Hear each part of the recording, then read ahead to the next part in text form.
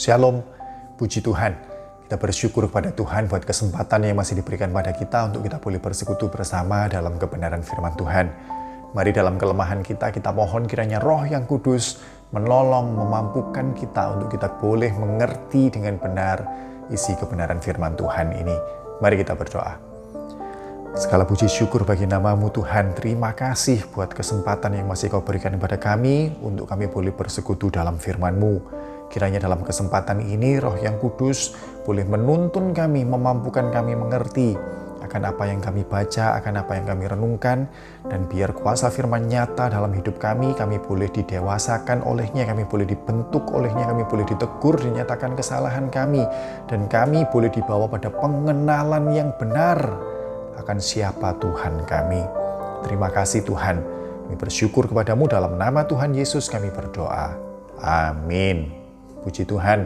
Mari kita buka bersama dalam Filipi pasal yang ketiga, dan kita mau baca di ayat yang ke-10 dan yang ke-11. Filipi pasal yang ketiga ayat 10 dan 11, demikian firman Tuhan. Yang ku kehendaki, yang Paulus kehendaki, ialah mengenal Dia. Mengenal siapa? Dia siapa? Kristus Yesus. Yang ku kehendaki ialah mengenal Dia dan kuasa kebangkitannya dan persekutuan dalam penderitaannya, di mana aku menjadi serupa dengan Dia dalam kematiannya, supaya aku akhirnya beroleh kebangkitan dari antara orang mati. Paulus berbicara seakan-akan dia adalah orang yang belum mengenal Kristus. Yang ku kehendaki ialah mengenal Dia. Berarti itu artinya Paulus belum mengenal Kristus dong. Apakah benar Paulus belum mengenal Kristus? Kalau kita baca di ayat-ayat yang sebelumnya, di ayat yang ke-8 kita akan temukan, malahan segala sesuatu kuanggap rugi karena pengenalan akan Kristus Yesus. Dalam ayat yang ke-8 Paulus berbicara tentang bagaimana hidupnya dirubahkan oleh pengenalan akan Kristus Yesus. Hidup yang dahulu sangat membanggakan, hidup yang dahulu sangat bermegah pada hal-hal lahiriah, pada pencapaian-pencapaian keagamaan, dirubahkan oleh pengenalan akan Kristus, sehingga apa yang dulunya kebanggaan sekarang dianggap sebagai kerugian, dianggap nggak ada artinya, dianggap sampah. Kenapa? Karena hal-hal itu tidak bisa menyelamatkan. Karena pengenalan akan Kristus itulah seorang Paulus dirubahkan pandangan hidupnya. Jadi Paulus adalah orang yang sudah mengenal Kristus. Mengenal Kristus dalam arti apa? Mengenal Kristus dalam arti bahwa Kristus adalah satu-satunya nama di bawah kolong langit ini yang sanggup menyelamatkan manusia. Manusia tidak bisa menyelamatkan dirinya sendiri. Agama tidak bisa menyelamatkan manusia. Perbuatan baik tidak bisa menyelamatkan manusia. Semua itu, semua usaha itu tidak akan bisa meraih standar kekudusan Tuhan. Terlalu tinggi antara kekudusan Tuhan dengan kedagingan manusia. Jarak yang terlalu jauh yang tidak bisa kita raih dengan usaha manusia, usaha kita. Dan itu semua dijadikan mungkin hanya oleh inisiatif Allah mengirim anaknya yang tunggal lahir dan mati menebus dosa kita. Dan anak tunggal Allah itu ialah Kristus Yesus. Paulus mengetahui ini. Ini yang dimaksud Paulus ketika dia berbicara di ayat yang ke-8, pengenalan akan Kristus Yesus itu merubah pandangannya. Jadi Paulus, apakah Paulus ini sudah kenal atau belum mengenal Kristus Yesus? Jawabannya ya dan tidak. Sebab Paulus sebenarnya sudah mengenal. Tapi Paulus di ayat yang ke-10 ngomong ingin mengenal, itu maksudnya apa? Paulus ngomong aku sudah tahu tentang Kristus Yesus. Aku sudah mengenal Kristus Yesus, pengenalan ini merubah hidupku. Tapi aku merasa belum cukup untuk mengenalnya. Ayat yang ke-10, aku mau mengenal Tuhan lebih dalam lagi. Aku mau melihat Kristus lebih jelas lagi. Dan itu yang dimaksud oleh Paulus di ayat yang ke-10. Ada suatu kerinduan, ada suatu hasrat di dalam hatinya untuk dia hidup dekat, intim dengan Kristus.